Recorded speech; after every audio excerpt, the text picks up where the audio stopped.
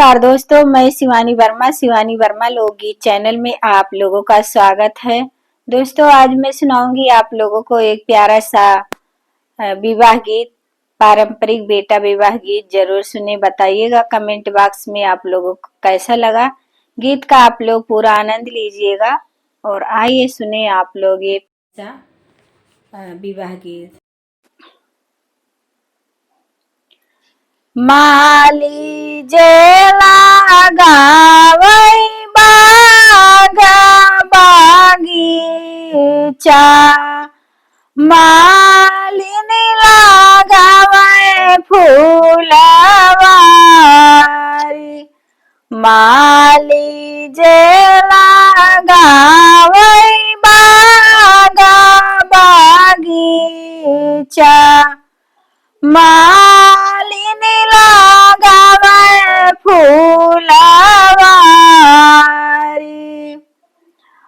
पिछावा उलटी जब देखाई मालिन, दुलाहे जेरा हाई ठाड़।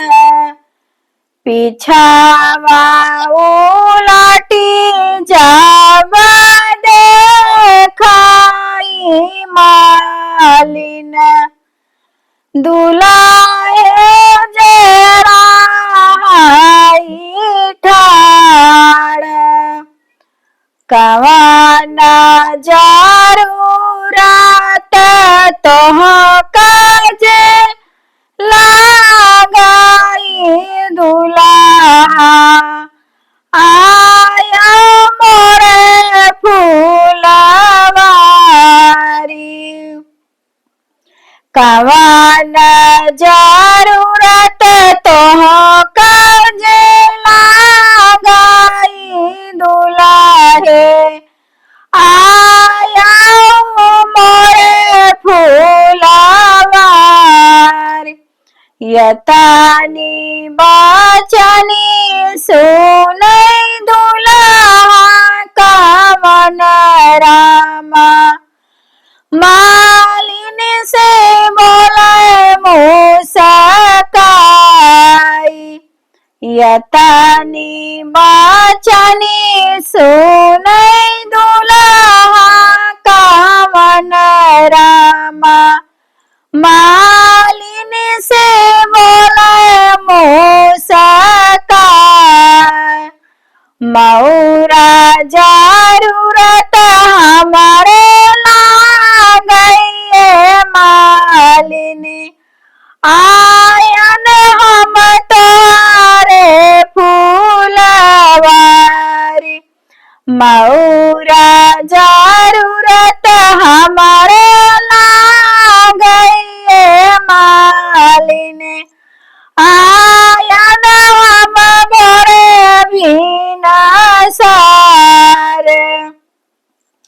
फुलावा के मौरा झीन बनायो मोरी मालिन, धूप लागे को मिलाई। फुलावा के मौरा झीन बनायो मोरी मालिन, धूप लागे जइया को मिलाई। सोनवा के मौरा बनायो मोरी मालिनी, घाम लागे चम चम चमके। सोनावन के मौरा तू ही मालिनी बनाओ, घाम लागे चम चम चमके। सिर के मौरवा चम चमकतयावै, होई जाई माराऊ जियार। सोने के मौरा मालिन चम चमकतया